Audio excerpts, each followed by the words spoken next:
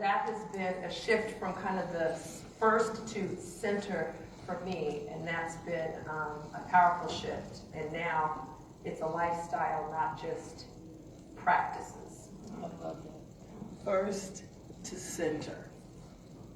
That's one of the things I want you to remember. First to center. And you said we can have joy every day, all day, despite your circumstances. Who wants that? Joy every day, all day, despite what's happening around you. Love it. Thank you so much.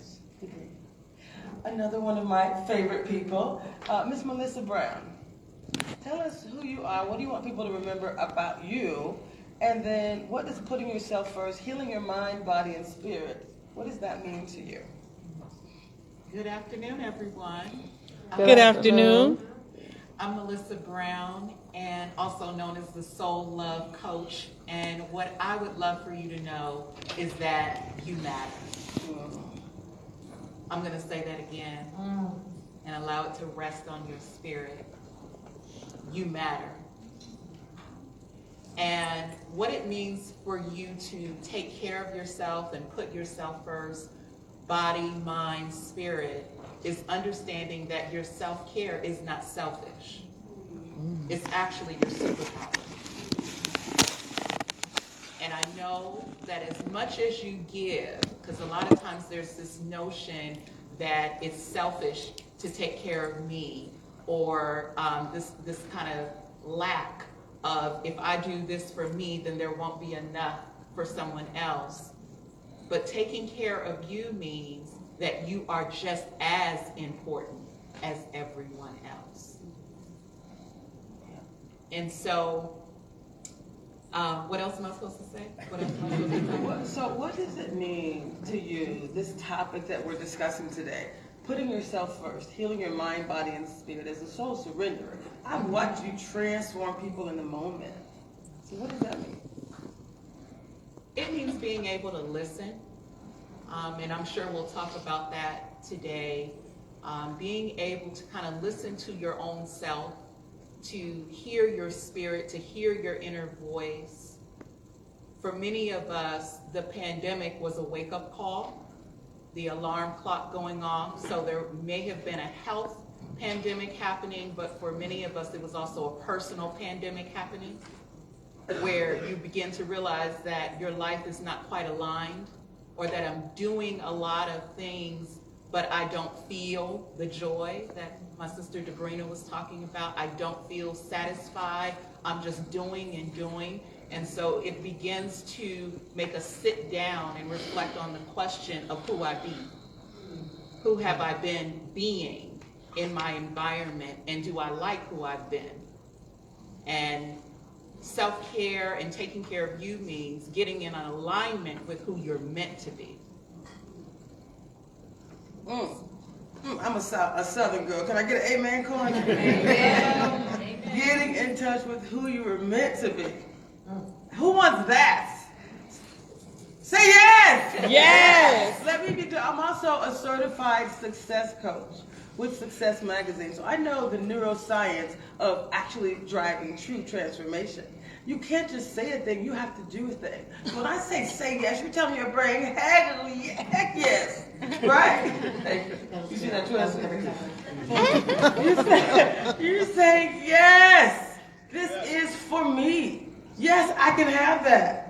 I hear myself, I will be the best me that I can be. Thank you for saying that. So each of you commit today, each moment that you decide, yes, I'm going to do that thing, I'm going to be that next person, that's what we're going to do today. Everything that they say, I'm taking notes, and we're going to resonate. You're going to leave here changed. It's neuroscience. It's how your brain works, right? Get excited about it. Make sure that it knows that you know you're working it. Thank you, ma'am. We're going to move on to Dana Williams. Dana, Yes. I met you last year. True. At the conference. Yes. You were on stage. I laughed the entire time. Right. Tell us a little bit about your experience last year. Tell us who you are. Tell us what you want people to know about you, and why is this topic so important to you, and why is it important to you to even just be connected with this work? Well, first of all, I'm Damon Williams. I'm a stand-up comic and actor and entrepreneur. It's important, first of all, that you do take care of yourself, because you can't pour from an empty cup. We've all heard that.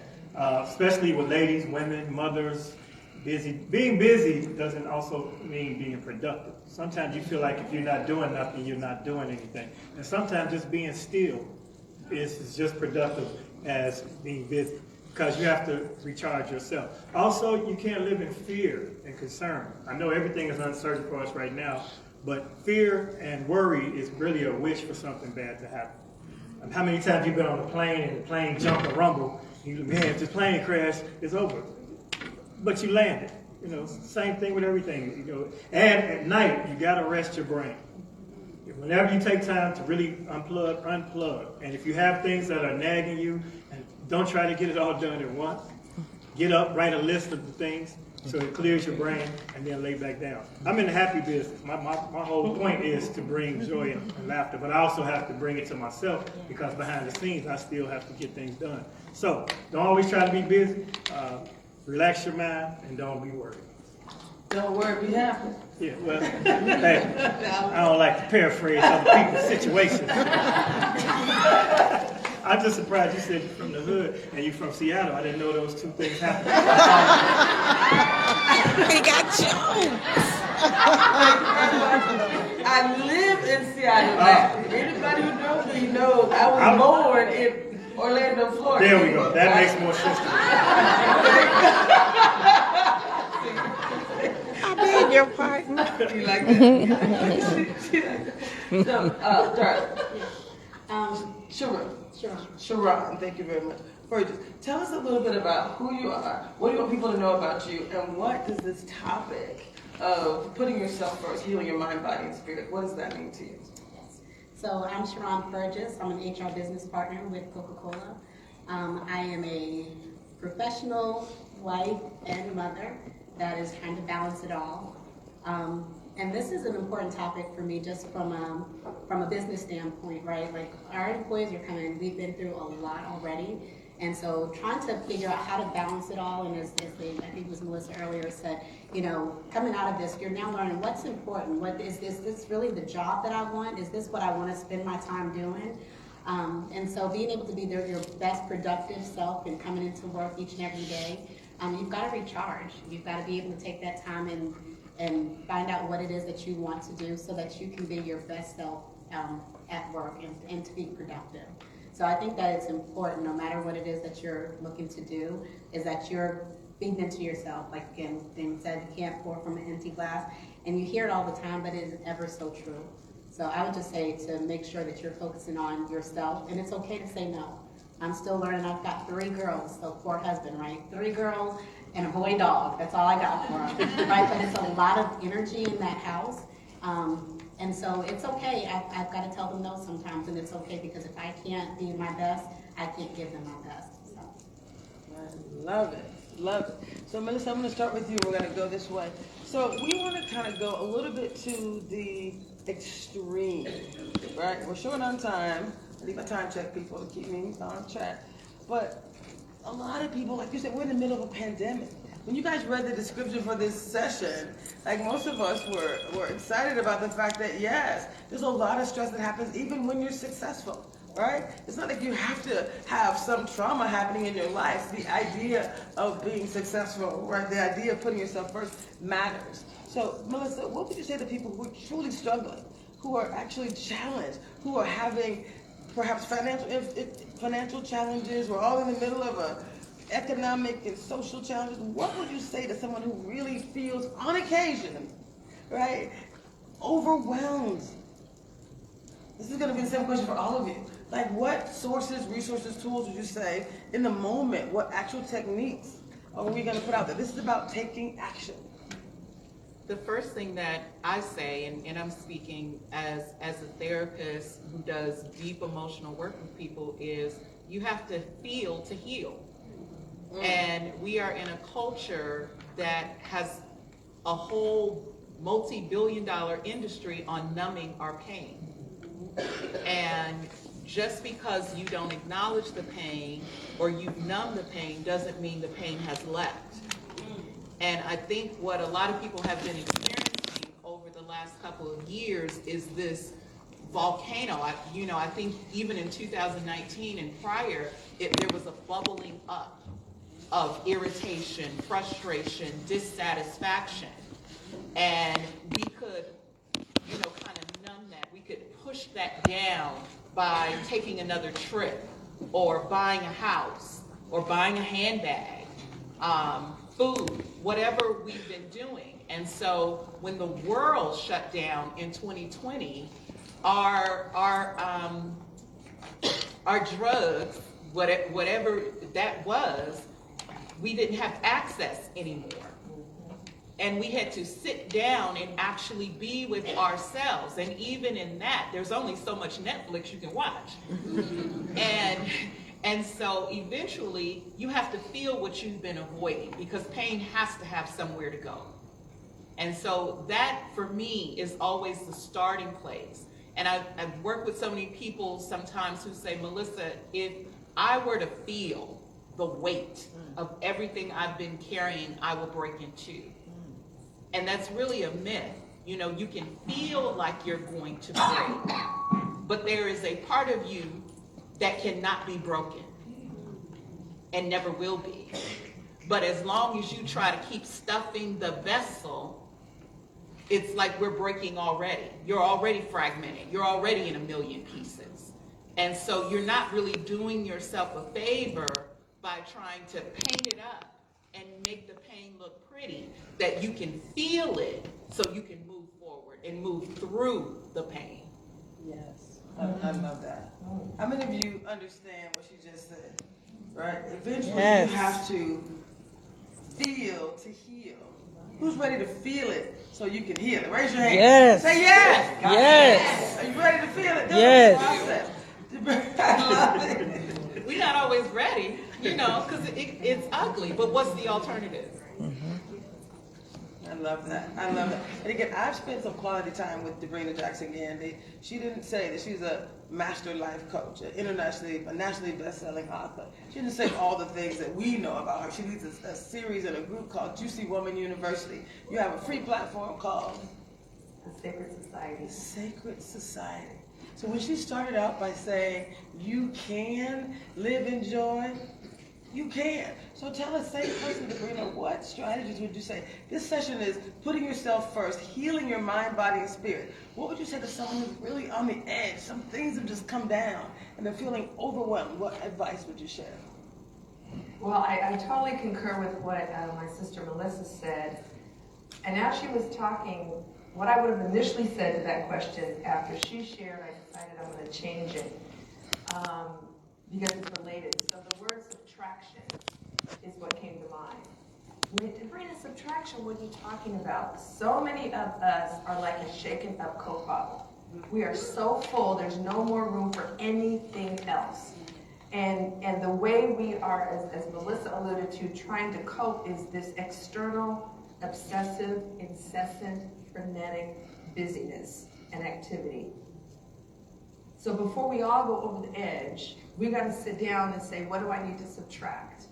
Sometimes it's activities, because they're busyness activities, but they're not impactful. They're not feeding your spirit. They're not feeding your soul. You're not using your gifts, talents, skills, and abilities.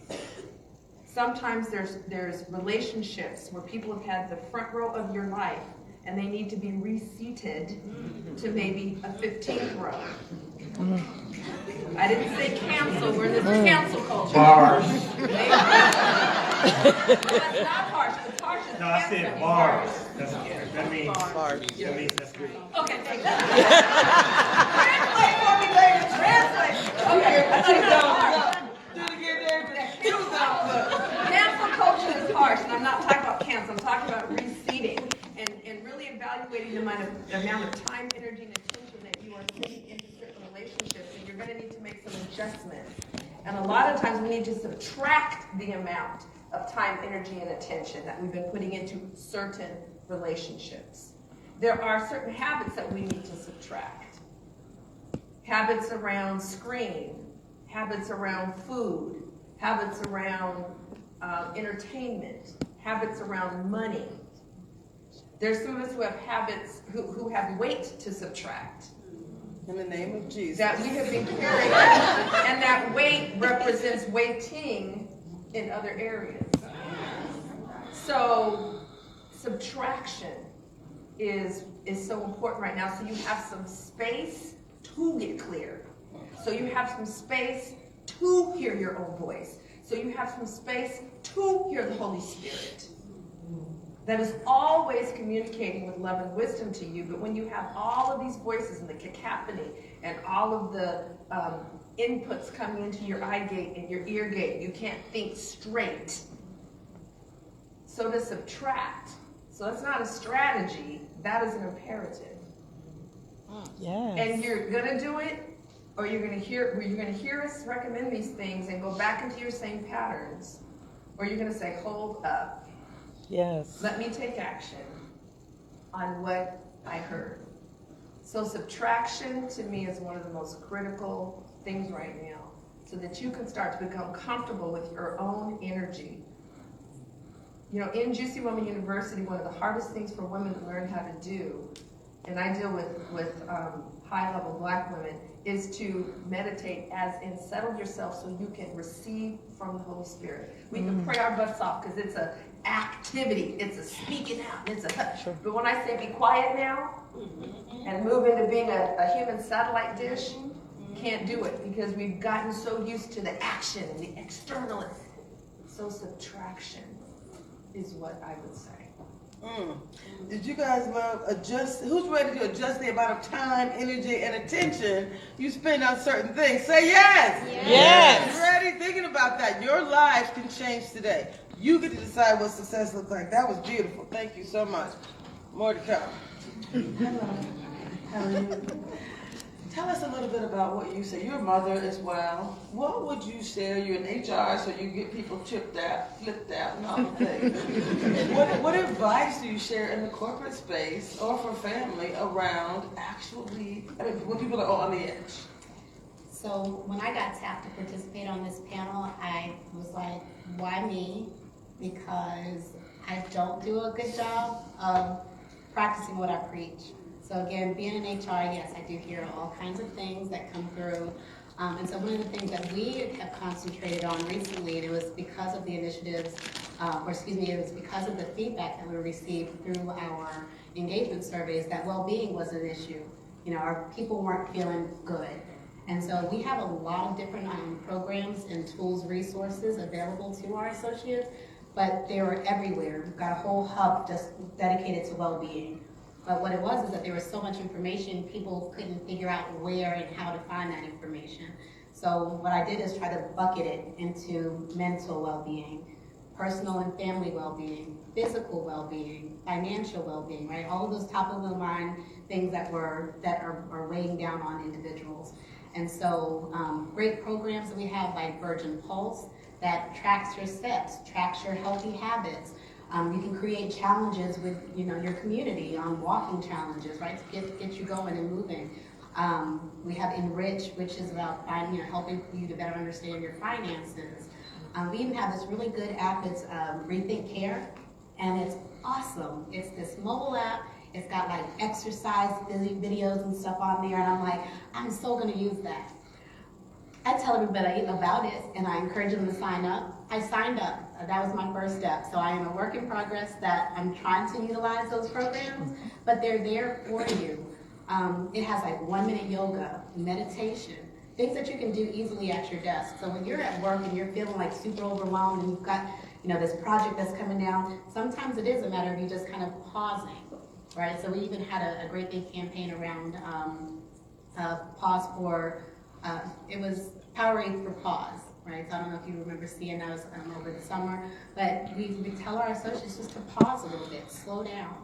And again, I direct them to all those different resources that are available to them so that they can find what they need. And it was a little bit more digestible, being able to go through, it's mental that I need to get to, it's physical that I need to get to, finances, etc. I'm a work in progress. We all raise your hand if you're a work in progress.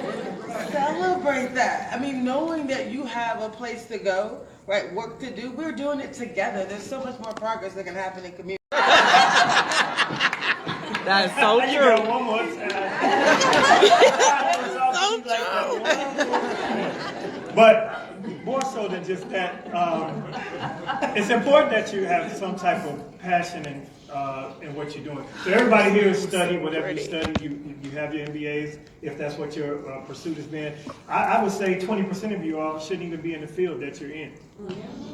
You're probably not even pursuing your passion, and you can't live to work or work to live. You know what I mean?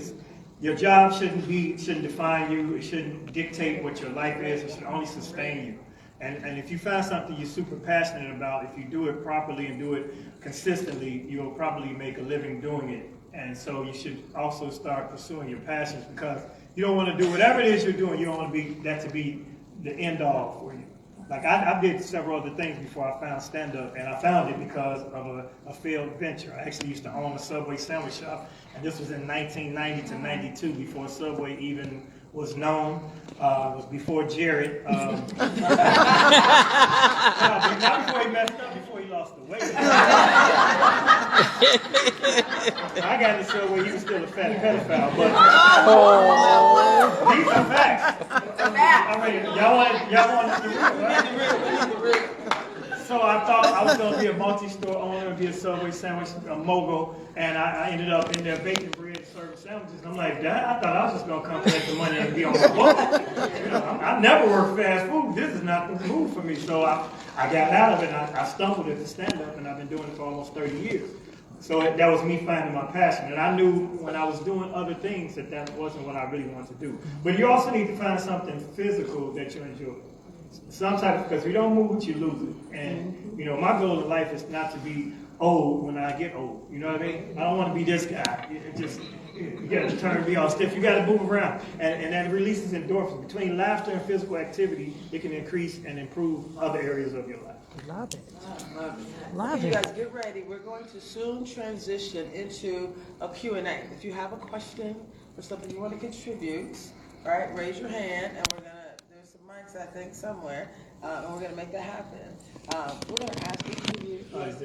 The next president is trying to get your attention. Yes, I'm not going into questions yet. So how much time do we have in total? You get 10 more minutes and then questions. So I'm actually modifying it just a bit, but thank you very much. I appreciate it. Okay, I want to be late. I don't want to run out of time. Because this really is about each of you, and we're introducing an idea. Like I said, I'm going to start with where we're going to end. Right? This is the beginning of a journey that we can do together. Right? This is the beginning of putting yourself first. So I'm going to spend some time and make sure we collect some energy from you around what your next steps will be. Normal Q&A, I don't do anything normal, if anybody knows me, right? That's not how I roll, right? And nor should you, right? Normal sucks, right? Who wants to be normal? What does that mean? I'm extraordinary, as are each of you. Say it. Yes. That's right. We're all extraordinary. If you believe that everything is going to work out for your good, then everything will work out for your good. That's right. right. Mindset. This ain't about me, though. Did I mention my company's called as bigger than me? I'm moving up. That's very true. It's all about mindset. It's all about mindset. We're going to talk, actually, that was the topic we were going to go to next. So we're doing a 30-day challenge. 30 days to putting yourself first. It's going to start on October 24th, officially. We're going to have another session October 4th. I'll share this at the end. So start thinking about, we're going to be asking you at the end of this session to talk about what you're going to do. What are you going to do to put yourself first, right? What are the topics you want to address? Is it family? Is it money, right? Is it humor, right? Are you so serious that you can't laugh? When's the last time you belly laughed and cried? Early. That's so therapeutic. When is the last time you felt your feelings and cried some real feelings? It's so therapeutic. So these people are here. There's no way I can squeeze all the wonderful wisdom from them today for you, but they've committed as well to continue to support this community, to support this work, to support you, right, as we continue to put ourselves first. So more to come on that, but just know we are here for you. What were you going to share, Miss Melissa? I just wanted to add to what our brother Damon was talking about with work. Because one of the things that I've noticed in my work with high-level professionals is work can be your drug of choice. And it's really important that you have this level of inner honesty with yourself, because the people around you, because work can be a drug of choice, no one is going to say anything. It's not a concern. You know, we say we're concerned if someone's drinking, if someone's not coming to work, you know, all of the HR issues. But when you're working around the clock and you're producing, you get applause. Right. And no one will know that on the inside you're dying, that on the inside you are hurting. But they will say, but look how much money you made. Look, you just got a promotion.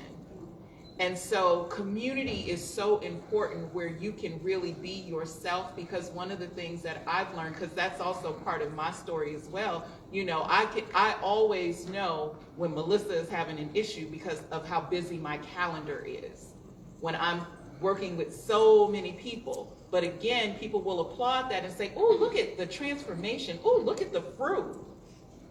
But I know that I'm avoiding something in my own life when I'm doing that. Ooh, that's good. And so I just wanted to put that out there for you to be able to have that in the mirror moment where you can have that inner level of honesty and say, why am I pursuing another degree?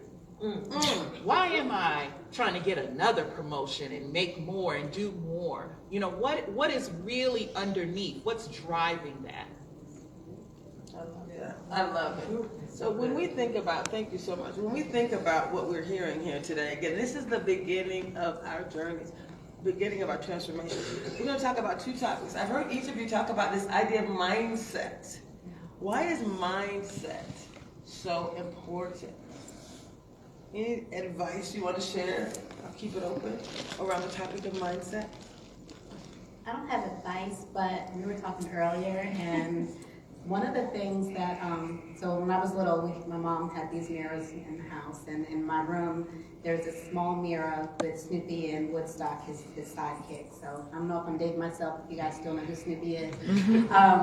But I was recently at home, and I saw that mirror, and I was like, oh my gosh. And the mirror on it was, again, Snoopy and Woodstock dancing. And it said, it's hard to feel sorry for yourself when you're happy. Right, and so it meant, like, it just kind of hit me, seeing that as an adult versus a kid, that, you know, you've got to choose to be happy. And it's hard. I'm not saying that it's easy, because I already said I'm a work in progress. Some days I get it and I'm like, you know what, I get to choose my attitude. I get to decide if that, you know, if the work bothers me today, right? So you get to choose how it affects you, but it's practice. You have to practice it. Some days you're going to get it. And the days that you don't get it, give yourself grace. Like, it's okay. Sometimes it is. Sometimes you gotta cry it out, right? A good cry will help you. My middle daughter, like I said, I have three. My middle one, she belly laughed yesterday. Tears, like, I took a picture because I was in awe. Like, are you serious?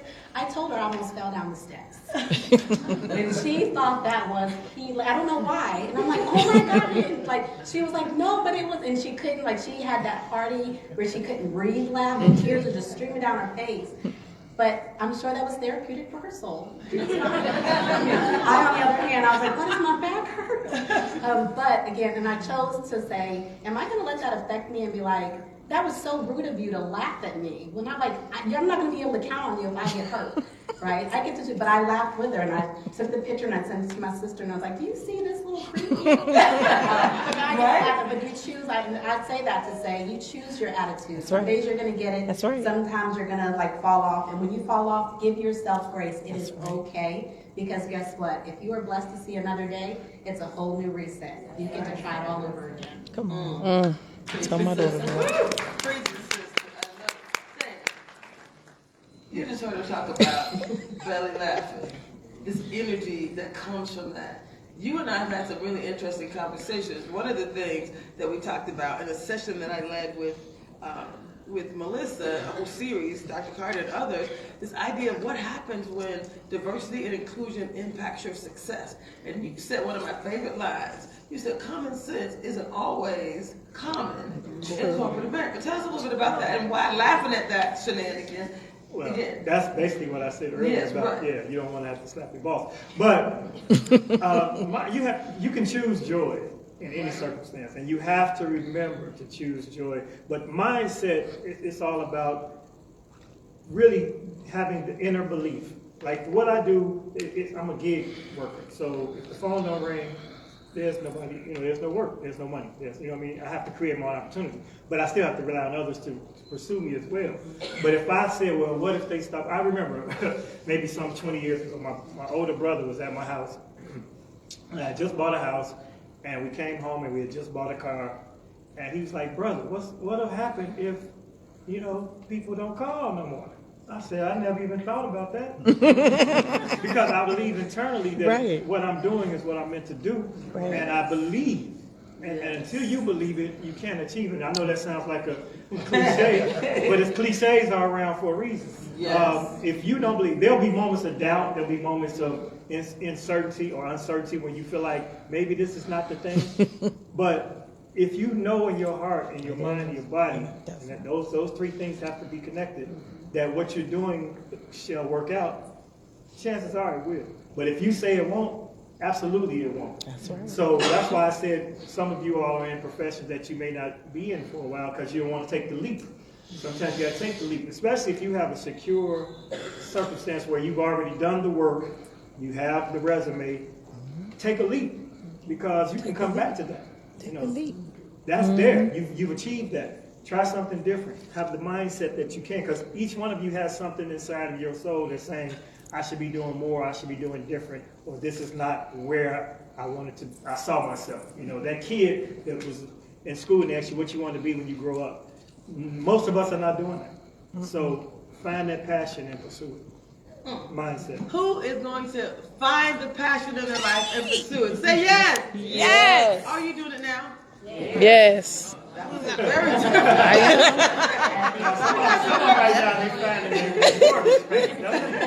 Work in progress. We got some work to do as community. So the next topic I want to talk about is can I weigh in on the mindset before we move into community? So there's two things I want to say about that. One is I think it's wonderful we talk about mindset a lot, but what does mindset consist of? And it really is about what you've come to accept as true about you. Yes. And then you break down the different areas of life about money, about my body, about sex, about God, about. So it is not just this amorphous, monolithic mindset. Is you got to stop and take a look at what have I come to accept as true regarding money. How do you know? Because your experience with money will be a reflection of what you've come to accept as true about it. So look at what's going on in the love relationship arena, in the marriage arena, with money, with your body, etc. And it will reflect back to you. It's an out-picturing of what you've come to accept as true for that, I'll call it life area. So first you need to be aware of what is my life demonstrating I've been operating from as my personal truths in these different areas. That's the first thing. A lot of people are on autopilot. They're not aware of their human software, their mindset in that area. So know what it consists of. What have you come to accept as true? And your life will always confirm whatever that is. Then you can start looking at what is the new set level you want your mind to be operating at. But know where you are first, so you know where to elevate from, okay? Then secondly is every day we can work on this notion of setting. And so setting the keynote for your day. A keynote speaker is the most highly paid speaker of all the forms of speaking that there is, because they're setting literally the keynote. A note is what? A vibration. They're setting the key vibration for an event by what they speak, which is a spoken vibration, the word. And so you have the ability to set the keynote for your day. And most of us are on autopilot. We do not have a portion of our day that's just to set the key note. And that is the starting place for every single one of us. So if you jump out of bed, jump in the shower, where's the space to set the key note? It's absent for many of us. And then life, the day, not even life, the day just happens and unfolds. Mm-hmm. And it's like a boat with no rudder, because there's no vibration for it to align with, because you didn't intentionally set the key note. So, more bars. So that's the place every single one of us can start. You may not be able to change your job situation or your home situation or whatever, but you can make a conscious decision that I'm gonna start making space each day to set the keynote for my day. I'm gonna give my day instructions on how it is to respond to me. Yes. And you first set the note with yourself because you are a walking vibration. That's right. Hello. Yes. How many of y'all ready to Yes. start a good new day, setting the note, your keynote within your day? Raise your hand and say yes. Yes. Love it. How many ladies knew you were a walking vibration? Yes. How many brothers knew you were a walking vibration? Yes. And to get two powerful high I vibe know. folks together, man, that's magic. I know. That whole concept. Not the same thing. I'm here for humor. He had no idea I was a walking vibration. Yes. Yes. I think you did. We've had that conversation before. I know you. So what I love about this is there's 3 words that I use as a keynote, not just in my life, but when I'm talking to people, when I'm working with groups. This idea of clarity, consistency, and community. That's actually 3 simple ways that you can achieve the goals that you want in your life. I'm all about transformation, helping people to transform. We all are. We're not here talking to ourselves. We're all about how do we help people to transform. We each have expertise. We each have things that we do differently. But clarity is about knowing what you want, setting that tone, deciding what you're going to do, how you're going to respond. It doesn't really matter what happens to you. You're probably going to laugh. Flat tire, this is fun. Yeah.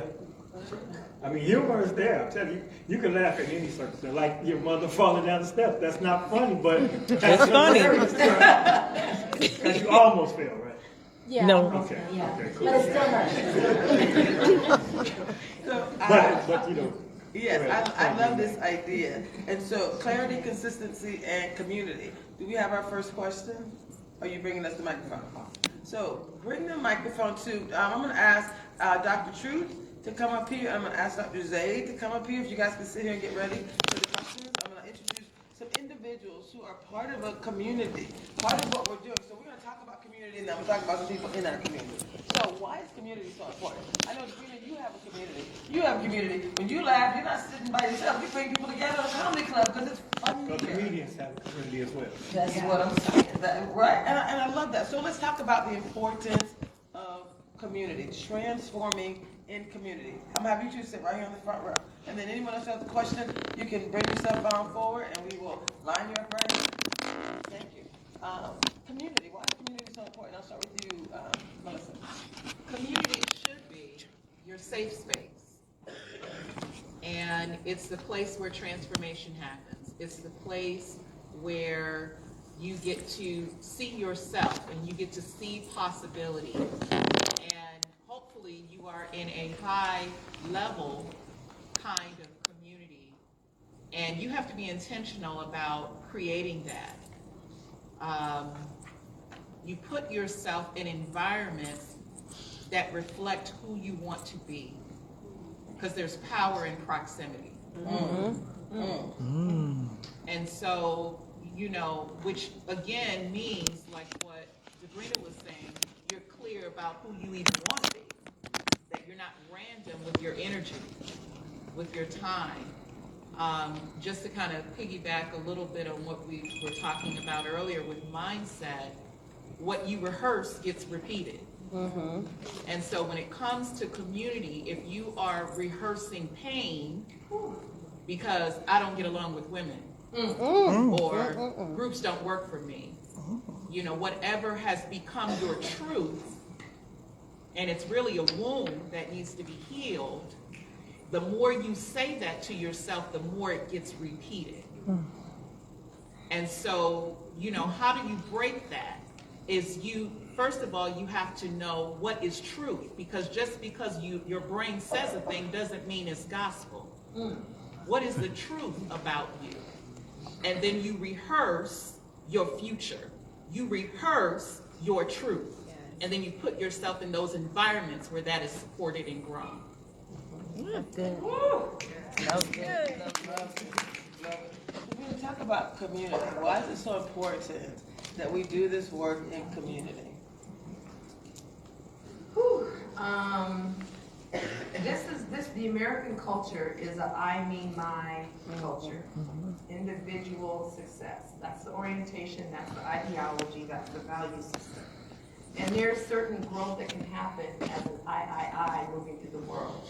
But when you start to do it collectively, so that others become a mirror to you and you a mirror to them, and you get loving feedback, and then you learn how to be truthful and open and disclosing and things that when it's just I, you don't work those muscles. You work a completely different set of muscles when you are moving in community that, truth be told, is grossly underdeveloped for most of us because of the I nature of the Western American culture, which I think is also part of why there was such a huge breakdown in the pandemic. We kept saying we wanted to be with families and have time for this and that. We had the time, and we epically failed collectively because the muscles of intimacy with others and community were so underdeveloped. So it's a whole different set of muscles you work in community than the I work. Love it. I love that a lot. There is power in proximity. So what we are going to offer as an exit strategy as a part of this room is a challenge to each of you, a 30-day challenge. I say it's all bigger than me. It's allbiggerthanme.com is where we're actually going to be launching it from. The Seattle chapter, National Black NBA, we're launching it from. We have about 27 of the 40 chapters who are into this concept of a 30-day challenge.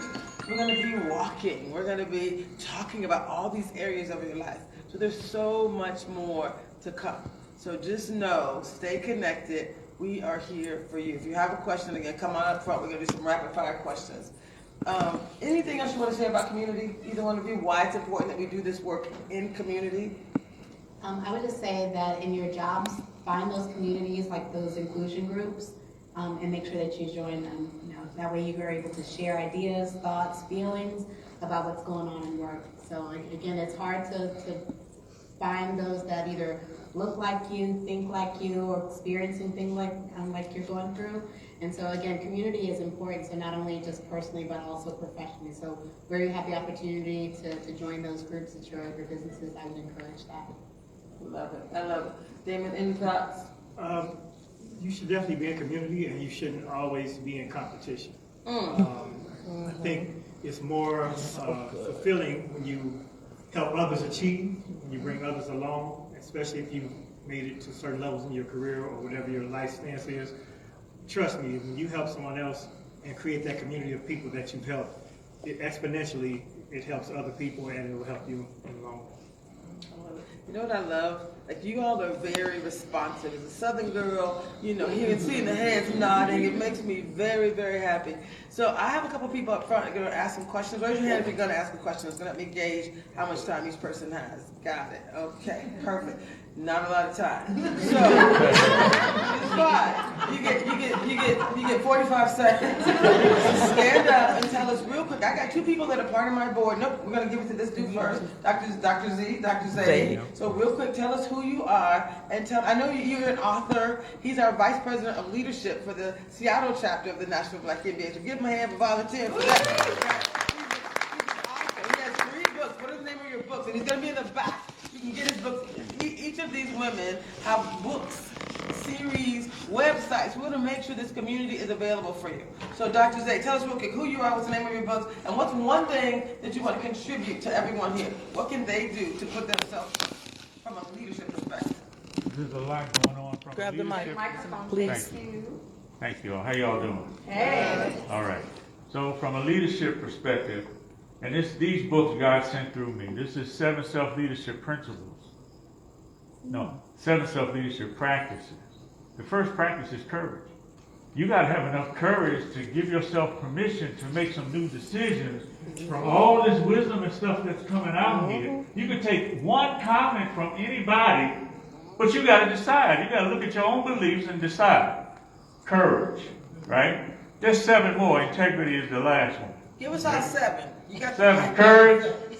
Watch out. Courage. Persistence. Positive mental attitude. Self-discipline. Self-confidence. Self-esteem. And integrity. And it's a practice. Amen. It's not lip service. It's a practice. Right. This other thing, and I really want to pick up on what you all are talking about, right? Because we live in too much fear. Yes. And this 25 days to live in your happiness, as the brother was talking about, right, is a program to take you out of fear-based, diseased ego energies like selfishness.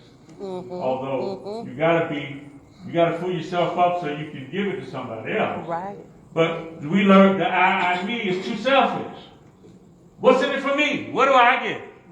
No, that's old. The new way is selfless service. How can I help?